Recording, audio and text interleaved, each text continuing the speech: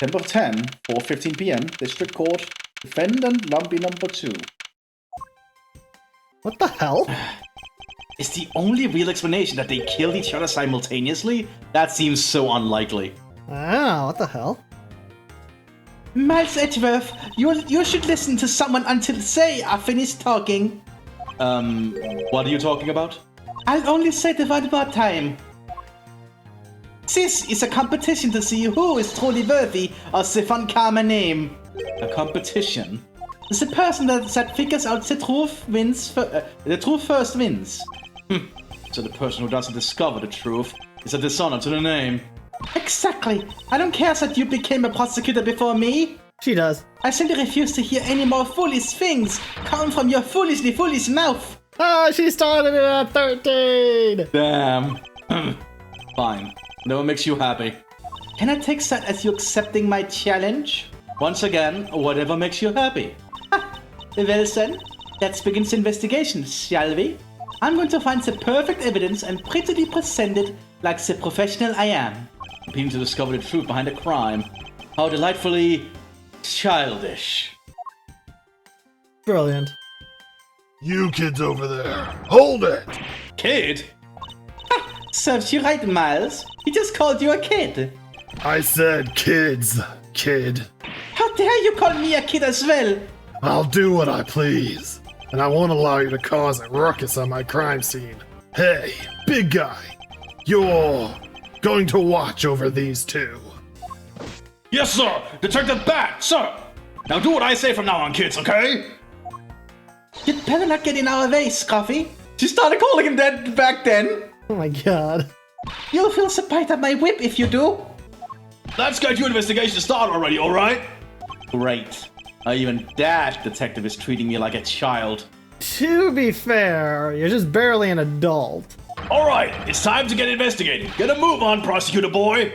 My name is Miles Edgeworth. And if you were to call me prosecutor boy one more time, it will be my duty as a prosecutor to look into your monthly salary. Oh! You people and his monthly salary! What? And what would you do with my salary after you saw how much it was? That's up to you now, isn't it? Really? Sounds good, pal! He's so naive. Begin investigation. Yay. I can already see one contradiction there. Oh, okay, I guess Edgeworth still has more to say. Detective Bad, may I have a word with you? What is it? It appears that both a knife and a gun were used as murder weapons. Yeah, it does. That leads us to our first question of the investigation. Where did the men acquire the weapons? This is America. It's not that tough. The gun was inside of Faraday's bag. It was a piece of evidence that was presented in the trial earlier today. It was used to kill the Codopian embassy staff member. But I never heard anything about the knife. It has a flower on it. Mr. L was being held by the police. There's no way he could have brought it in, which means it's possible that Faraday had the knife on him from the start as well. There had been a piece of evidence that had yet to be presented. But then, why does Detective Bad know about it? Wait, what if? It's possible that Mr. Faraday brought the knife in under the guise of prosecutorial evidence. He could have then brought it out and attacked Mr. Real with it. Huh. Maybe you've got a brain in there after all, kid. Is he going to treat me like a child forever? It looks like Mr. Faraday attacked Mr. L first, who then counterattacked.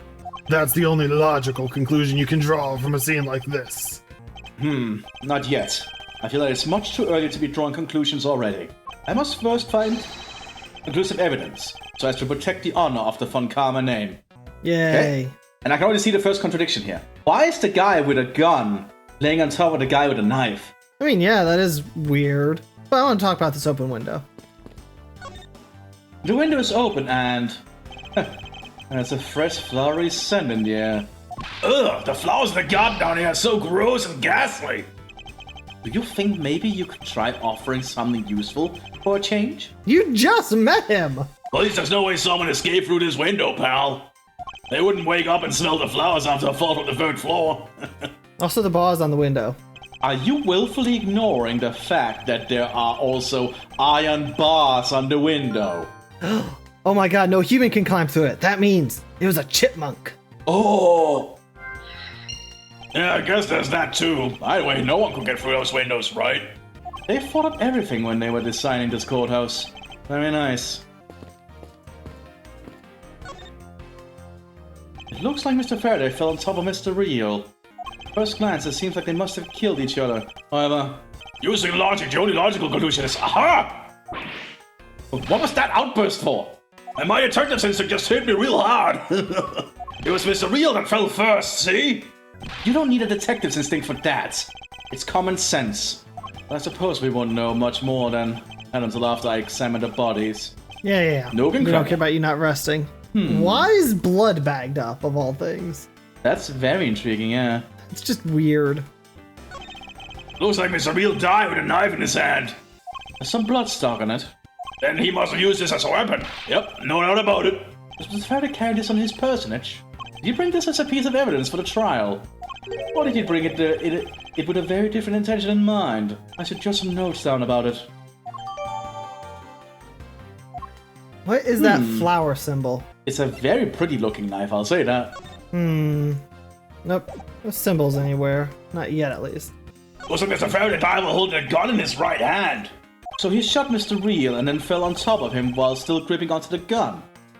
I guess that all seems kind of strange, huh? I mean, why would Mr. Faraday know how to fire a gun? Oh my god, is that the thing? He's American! Oh my god, is that the conclusion you fine. jump to gumshoe? Oh god.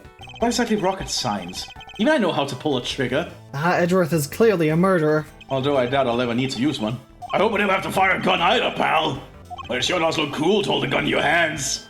It appears that the police's screening procedures need a thorough review. And I should jot down some notes about the handgun in Mr. Faraday's hand. It looks like a Makarov, or Tokarev, a Russian pistol. I don't know, but he's still holding the grip. Yeah, that is very specific. Mr. Faraday, how ironic it is for him to lose his life in a courthouse. Yeah, why did it have to be like this? I don't know what to say. I can't believe this happened while I was on watch, pal. Rather than beating yourself up, you should spend your time continuing the investigation. Then you become a detective in order to solve crimes. Yeah. Then get back to work. Find out the cause of this murder. Alright, I'm on it, pal. First he killed a Cadopian embassy staff member, and he was murdered himself. This guy wasn't exactly an angel, you know. Oh, what makes you say that? Well, he's been hauled into the precinct several times for theft and assault, pal. But yeah, he's definitely the type to have committed a murder or two. Well, he did admit to killing Mr. Dead Man. Hey, good point, pal. I know my detective's intuition was telling me something. Detective's intuition. Yep. Do you know about it? It's a personal feeling that old detective. We don't have time for this conversation right now. Let's return to the investigation. Why are there plastic bags scattered all around? Those bags are for keeping evidence safe, pal. I don't have much, detective. You sure are good at this stuff, aren't you, pal? We're wondering why they're scattered around. Oh, I'd be happy when someone compliments me, but when it's this guy. Anyway, could these plastic bags be evidence of a fight between the two men? His hand is all back down here, see? I wonder what it could be. If you look closely, its blotting pattern resembles an ink stain. Interesting. An ink stain? Yes, I usually get ink on my hand when I use my feather pen. A feather pen? I've never seen one before. So you aren't just making it up, pal? Mr. Real cause of death was from being shot, correct? That's what you think, but it's hard to tell with him lying face down. Death is bad enough, but it's truly lamentable that someone would try to hide the truth. Are you sure they were trying to hide something? I can't confirm Mr. Real's cause of death with his body position like that. Detective Bat, I'd like to examine the bodies in further detail, if possible. But sis, you're not able to form a theory with them the way they are. I believe an examination of the bodies is vital to find the perfect evidence. Don't you? I suppose you do have a point. Well, hurry up and get on with it. Labby, Yes, sir. We've taken enough photos of the scene, sir. and there you have it. Do you not approve? Of course not. What? Investigations of a crime scene is the work of a detective, so don't touch a thing. Hey, big fella, turn over the bodies for me, will you? Okay. Please forgive me, Mr. Faraday, sir. Gumshoe, do not get emotionally involved. Remember, you're a detective. Yes, sir. Understood, sir. Okay. Yeah, we Looking don't care about cranny. you not resting. There's a knife wound in his chest here, see? One of the wound matches the knife Mr. Real is holding. Labby, Yes, sir. Verifying now, sir. make it quick. From the look of things, one could deduce that the knife Mr. Real is holding is what killed Mr. Faraday. There's something in his breast pocket. Okay, Gumshoe, buddy, pal, you couldn't have took his finger off the trigger? Yeah, that's kind of dangerous, actually. That's very dangerous. It's a fountain pen. That's especially nice and nip. You know, I always keep a pencil behind my ear. Because Detective Dad is always telling me, you should always write your own name on everything you own. Yeah, somehow you do strike me as quite a forgetful individual. No, so it's because of Detective Bad. Yeah? Shot in the chest. Takes some guts to fire a gun in a courthouse. I mean, I've been a detective for a whole week. I still haven't fired a single round yet. What? You don't even go to the training range? Gumshoe! Are you telling me you got detected without becoming a cop? That is very weird. Like, I don't care where you are, unless there's like the strictest of gun laws imaginable, even for police.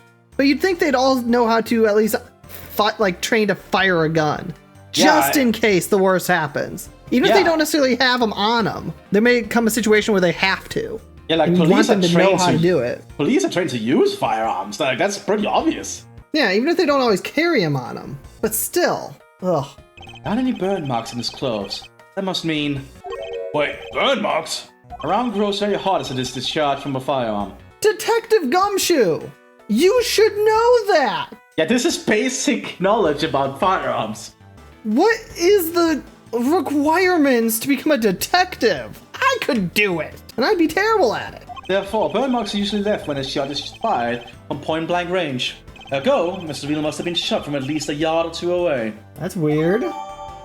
You should have known a bunch of neat stuff for your age, pal. Apparently, this detective has as much common knowledge as your everyday marsupial. Let's now try to understand how the two men died. First, Mr. Faraday took the gun and a knife out from today's trial evidence, and he aimed the gun at Mr. Real and fired. However, Mr. Real managed to grab the knife and counter Mr. Faraday while being shot. Then the two men fell together where they stood. That is my theory in any case. That is so unlikely. What a crazy way to go. Still, something about the explanation just doesn't seem right. Yeah, what doesn't seem right is the fact that he would have been fired from, a yard or two away. Like, Which, decent distance. And Yeah, you're telling me the very guy got a knife after being shot in the chest? So instead of going to shock, he got so much adrenaline, he then charged at Faraday, stabbed him, fell over, and then Faraday also fell over. Ugh. what is Real? A space marine? Also, I didn't get to say that. Oh, meh. Oh well. We probably still have some more to look around somewhere else in here, though. The guy I can talk to is him. What can we do in logic? The ink stain in the pen, perhaps? Yeah, that makes sense.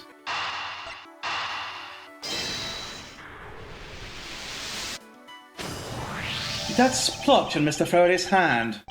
I wonder if it might be the ink from his fountain pen. Ooh, let's ask to that guy. Detective Gumshoe, I confirm that the substance on Mr. Faraday's hand is the ink from his fountain pen. I see. Good work. I've always wanted to say that. Even if it's just one time in my life. Mr. Faraday wrote with his fountain pen in his left hand. I think it's fair to assume he was left-handed, and the gun was in his right hand. It appears that Mr. Faraday's pen is very important to our case as well. Okay, if you say so, pal. That's actually pretty big. We cannot confirm anything yet. Oh. Oh, can we vote? Oh! I forgot we could do this! I'm not sure if this does anything, but hey. Isn't the nip was very nice? Ooh! It seems Mr. Faraday was in a bit of a habit of using a very nice fountain pens. That's the total opposite of me. I don't get these things at all. Well, I think the pencil behind your ear suits you just fine. Really? You think so, pal? Man, I knew it was worth something. That wasn't exactly a compliment, detective. Eh. Very fine pen.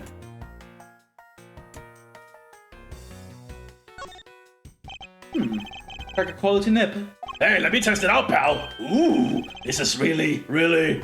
Ah, I got ink all on my hand. Detective Gumshoe, don't ever play with the evidence like that again. Brilliant. So we just know that nip is very, it's a nice quality nip. Probably something else about this at some point, but not yet, I'm imagining. Yeah, I think we got the only thing right now with it. That's a very nice pen. Have we studied the gun? The blade? No. Not the gun. Not the blade, damn. I already checked this area, but it never hurts to have another look. Why do I think that was a talk? I think that was probably a gumshoe. Oh. Hold on. Would you really die from a stab wound here? No, I don't think so. Because the heart is typically center-ish. Yeah, that does not seem like it would be a lethal stab. Faraday's holding the gun in his right hand. That's the one Mr. Real got blown away by, right? Labby, your answer. Yes, sir. We found that the ballistic markings do match the gun. Oh, ballistic markings, Oh my god, Gumshoe! The figurative fingerprints of a gun leaves in the bullet when fired. Every gun leaves its own unique ballistic markings. You know, I understand why they're explaining this again, because we've done it in other Ace Attorney games, but I hate that it's Gumshoe that's the idiot here. Yeah, I hate that too, because Gumshoe should know this stuff. He is a detective. Yeah, this is some basic stuff a cop would know. Or should. Let alone a detective. Therefore, by looking at the markings on the bullet, you can tell which gun it came from. Oh yeah, that's it. Of course, I already knew all about that, pal. I agree with Bad here. Maybe you'd be better off going back to the academy. Come on, sir. Cut me some slack, will ya? No. The bullet that was fired from this gun is what felled Mr. Real. I don't think you deserve it. Looks like Mr. Faraday was stabbed with this knife that Mr. Real is holding. Ouch! What's wrong, detective? My stomach's not so hurt from just thinking about being stabbed. Oh my god. Just keep your mind on the case, alright? I don't know if there's anything else we can have a look at here. What a pretty plant. This decorative plant's foliage is quite nice. That is soothing to be around it. I should purchase one for my room. That explains why he has a plant in his room. In his office. Brilliant. There are some plastic packs that are stacked up on the table. There's a tea set too. But there doesn't seem to be any sign of a disturbance. Yeah, the table's all neat and tidy. That is unusual. Maybe they were super quiet in their scuffle. After all, I didn't hear anything from out in the hallway, you know. Maybe the plastic bags get on the floor are throwing us off. There's some stuff in the bag, pal. I suppose this was Mr. Faraday's bag. It's probably the trial evidence I was supposed to collect from him. This is the evidence? Oh, I better not touch it. I'll leave prints on it. Just not pay attention to anything you do. Yeah, those two don't seem like they match. Plus the plastic bags on the table. Connect them? I think so. Yay. There is a very tidy pile of plastic bags on the table. And yet a portion of them wound up scattered on the floor as well. It's not likely that the ones on the floor were knocked over during a struggle. In which case, might there not be another explanation as to how they got there? Another reason? Yes, another reason. I think it's possible that the blood on the outside of the bag is related somehow. It's outside of the bag? Apparently. Here! Please get that blood away from me, pal! Detective Gumshoe, whose blood is on this bag? Hold on, let me ask the lab guy. Alright, please hurry. Wait till you get a load of this, pal. It's Mr. Faraday's. Oh, and the technician said they didn't find anything else on or in the bag either. It would appear that this bag is a very important piece of evidence. Okay, if you say so. I'll leave it in your hands, pal. Okay. You can investigate it. Look at it. Hold on a second. That's not a lot of blood from here. Yeah. Compared to the bag. Yeah, you're right. I mean, I'll admit there's not a lot of blood here either, but still. That is very unusual, especially from a bladed attack. Ah, I see. Did you figure something out? This is a competition, Miles. And as such, I'd appreciate it if you didn't talk to me. As you wish. He's not gonna be helpful. Detective Bat, do you have any thoughts on the case? Faraday and Ral. It looks like they killed each other to me. Although, there are a few things that just don't seem right. What would they be? Huh. Why don't you try thinking on your own first before you bother me, boy? Now I've been degraded to just boy? Wow, a lot of help you are. That's a big TV. Whoa! What is it, Detective Gumshoe? Our team at home is so tiny compared to this one, pal. And perhaps you should purchase a more normal-sized television like this one. Oh, let me see here. Wow, this thing is huge. Oh! Way too noisy. You're the noisy one, Scruffy. Don't touch it. You'll get your fingerprints all over it. But I didn't touch it. Preservation of the crime scene is the foundation of detective work. The foundation, huh? Sounds like something the rookie here needs to shore up on. I guess there's not much left to investigate, huh? Maybe you did kill each other. No, we can't conclude that quite yet. There's still something I find very peculiar here. The theory that they simply kill one another is too simplistic in this case.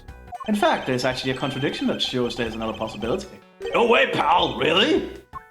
I suppose I will just have to show you the contradiction in this crime scene, which I think is the gun. Compared to any of the evidence I hold? The left-handed? Yup, because it doesn't mention which hand in the gun. Now we come to face with the contradiction I spoke of, and it is this! Mr. Faraday used his left hand to write with his fountain pen. Ergo, he's left-handed. Or ambidextrous. And yet, the handgun is in his right hand. Don't you find it odd that a left-handed Mr. Faraday would hold the gun in his right hand? That, ladies and gentlemen, is the great contradiction haunting this crime scene. Hey, you're right, pal. That does seem kind of strange. But how would something like that happen? He could be ambidextrous. Yeah, the facts add up to one conclusion and one alone. Someone else put the gun in Mr. Faraday's hand after he died. Someone else? Plastic bags got on the floor and a gun in the wrong hand. I sense the presence of a shadowy figure behind this case. I know who it is. It is the Yatagarasu! Kay Faraday! The 10-year-old killed them all! She would kill her own father? To be fair, she's against taking life. She won't steal those. True. It's just too much. A person of vile intent who is serious about keeping the truth from us. Or smuggling. Nice. Yay. And now we are still in the same room. Not sure how much time has gone past. I don't know why they had to do that, but whatever. Here's the autopsy report. It is probable that Mr. Rail survived for a short time after he was shot. However, Mr. Faraday died instantaneously from his stabbing. Interesting. Really? Oh. It looks like we know everything we need to know about this case. Are you sure we know everything? Of course. The incident began when Mr. Faraday attempted to get his revenge. The prosecutor went into a rage from being accused and tried to kill the defendant. But the defendant fought back and they ended up killing each other. It's all very clear and simple. There's absolutely no margin for doubt. Well, Okay. alright then. Francisca says so. Video over. On to the next one. I really believe that to be the truth. Are you saying that just because I figured out the truth before you, that you don't want to believe it's true? It's alright. If you disagree with my argument, then prove me wrong. If there are any contradictions to be found, that is... Don't worry, I will. Oh, okay. Brilliant.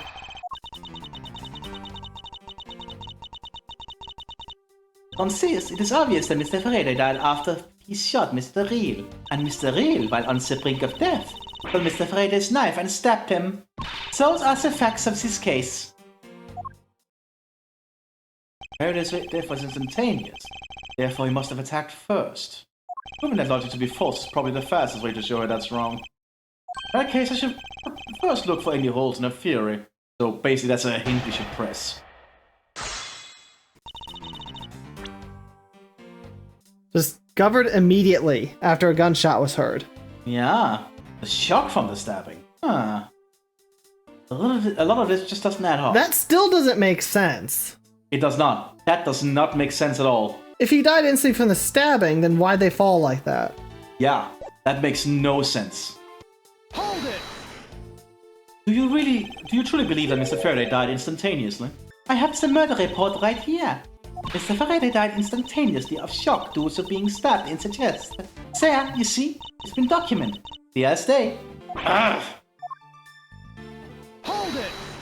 Mr. Faraday shot Mr. Reel before he died. Do you have any basis for that statement? Really? Your foolishness has no end, does it? Now, I hate to repeat myself, however. I'm with Francisca on this one. Edgeworth's an idiot right now. Yeah.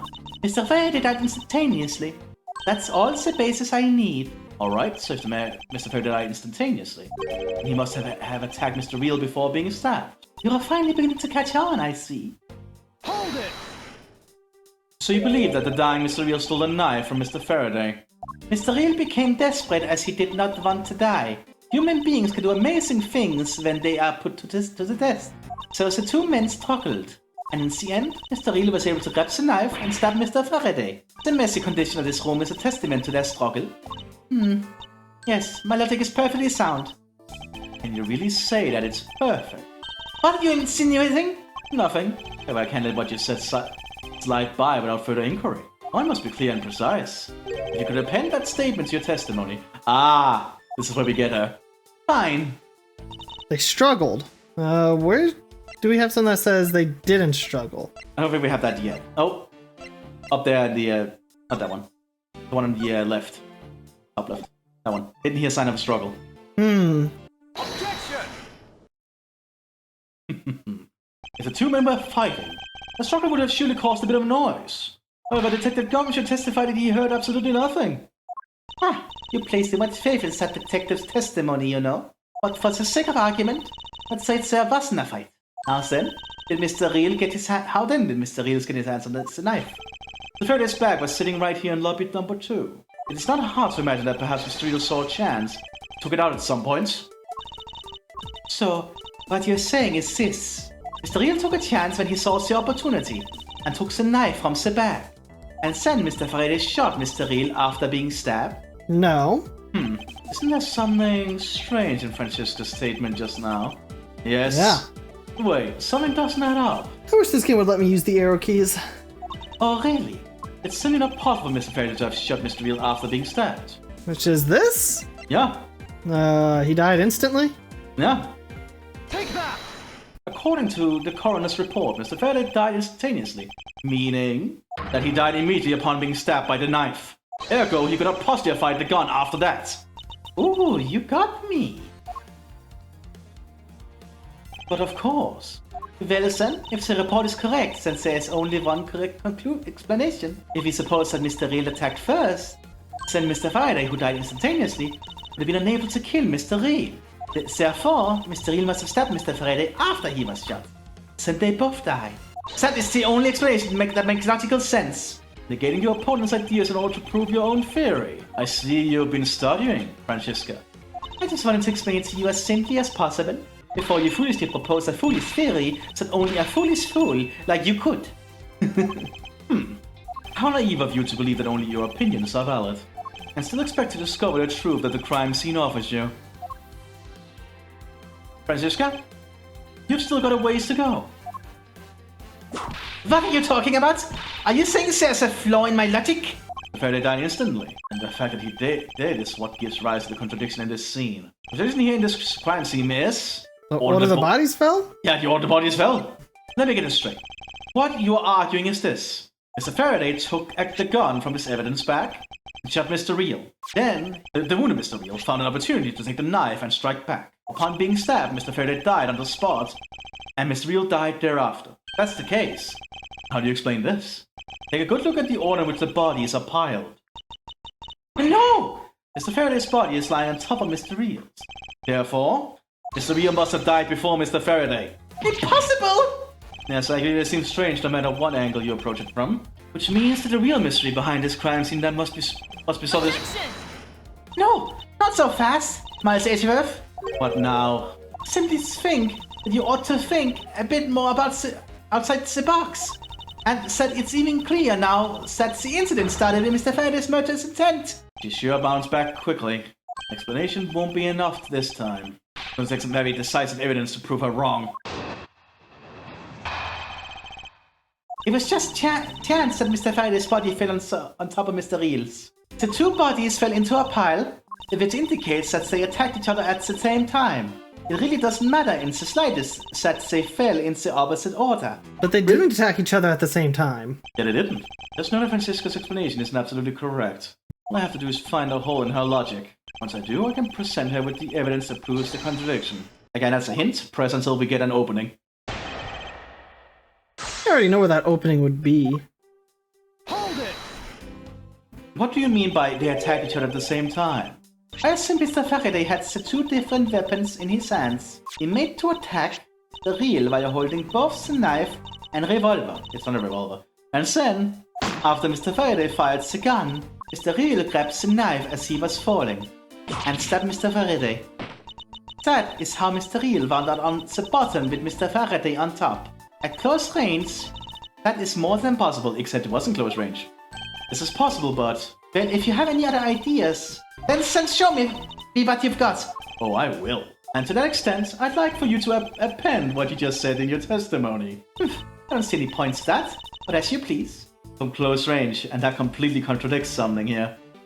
Because it says 5 from a few yards away. Yeah. So you believe they killed each other at close range?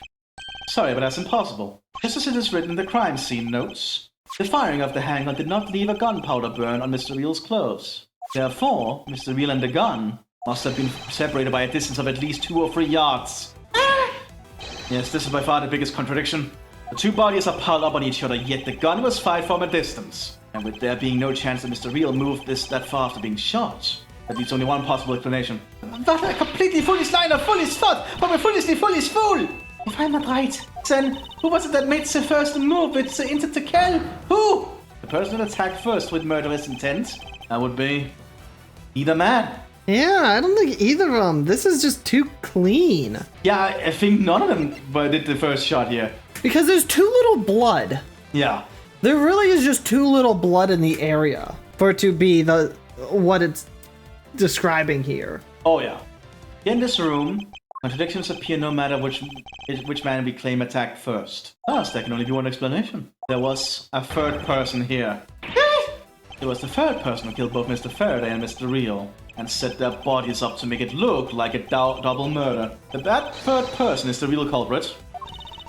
Miles Edgeworth, there's just one thing you're missing. Evidence, correct? Exactly. Everything you said until now is nothing but a story played out in your head.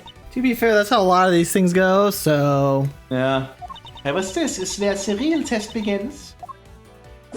Can you prove that there was a third person involved in this crime? Of course. If the third person was truly here, that fact would resolve the glaring contradiction. Proof is that this has all been a setup made to look like they killed each other.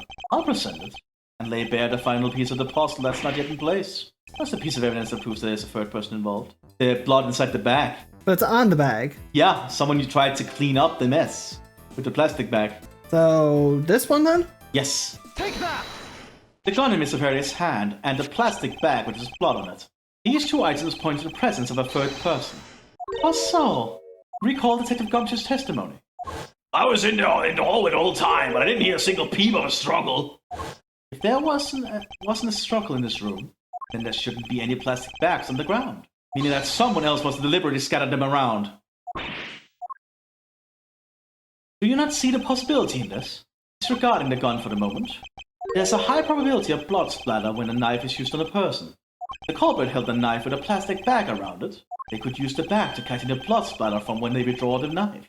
Then, by spreading a few more plastic bags around, mixing the blood one in with them, and arranging the room to make it look like there was a struggle between the two, they were able to conceal their presence. Poor Francisca. Looks like we've still got a long way to go in this investigation. Yes. Objection! Oh, that's her voice. Oh. And why does he look so angry? What the heck's up with you, pal? Mr. Bad, I advise you place Detective Gumshoe under arrest. Oh, come on! Oh no. What? What's the meaning of this? Huh! Looks like you're not man enough to discipline your own subordinates. Don't you dare! That detective claims he was here, standing in front of the door the entire time. But I have it on good authority that it was all a giant lie. Monsieur, I asked you to explain that last statement. I'll let His Honor explain it himself. I just saw it with my own eyes, I tell you. During the recess, there was a period of time when there was no one in the hallway. What? See, Mr. Bad? So I ask you, why would the detective who was supposedly doing his job the whole time want to fabricate such a lie? Gumshoe, did you kill Faraday? No! Of course not, sir! It would appear that the one who sets this whole crime scene up is that detective, which basically renders his testimony a complete lie and wholly invalid. You just believe that? It looks like your perfect logic has come tumbling down, Miles. I was in the hallway the whole time, but I didn't hear a single peep of a struggle. Was that statement really a lie? Detective Gumshoe, you're now a suspect in the murder of 2 men. Now, spit out the truth, or so help me. I haven't lied to anyone, sir. Honest. I really believe it was there. I was in the hallway the whole time. Hold it! Detective Bat, I ask that you please do not act without my permission. After all, I am the one that is heading up this investigation, am I not? Don't talk like you know what's going on, boy. All I want is for this investigation to run perfectly. Perfection is the only wish of a disciple of Von Karma, after all. Therefore, before you take Detective Gumshoe into custody, I'd like to set the record straight on something. And what's that? What should I ask Detective Gumshoe about? State of the hallway. State of the hallway? Yeah. Detective Gumshoe, I take it that no one else was in the hallway at the time, correct? Huh? Oh, of course not, pal. You're being awfully defensive. Might you be hiding something from me? Watch your mouth, pal. You can't go around saying stuff like that about me without any evidence. I suppose you're right. I've no evidence at this point. Miles Edgeworth, how can you be losing a battle of wits with this detective? You're a disgrace. Maybe I should ask something else. What should I? Okay, so I guess that was not the right one. Why he wasn't in the hallway? Yeah. I mean, if we just do the whole thing of, hey, what's his motive? Yeah, that's a good point. Yeah. Detective Gumshoe, why were you missing from the hallway for a span of time? Look, pal. Like I said, I was there the whole time, okay? But there's testimony against you that... Objection! Miles Edgeworth, why are you wasting our time with a completely useless question? Is it motive for once? The only logical reason as to why he was absent is that he was busy committing a crime. Anyone who says otherwise is a fool. Yeah. Okay, I guess it is motive, okay? Maybe I'm just so used to being the defense attorney where motive is absolutely worthless up until the guy we're accusing needs it. I guess so. I suppose the one thing I'd like to clarified is Detective Gumshoe's motive for committing this crime. Motive, huh? Gumshoe. You've got a grudge against Faraday or something. No, sir, not me. Not a single bad thing against Mr. Faraday, sir. Is that a fact? Objection! You really have a problem with lying, don't you, Detective Gumshoe? I'm telling you, I am not lying. The more unnatural you act, the more suspicious you become, you know? If you want a motive, Edgeworth, I have one for you right here. Would you please share it with us? However, be forewarned that I won't hesitate to object to flights of fancy, because all I'm interested in is the perfect explanation. You're serious, aren't you? Fine. You amuse me, so I'll humor you with a little courtroom practice.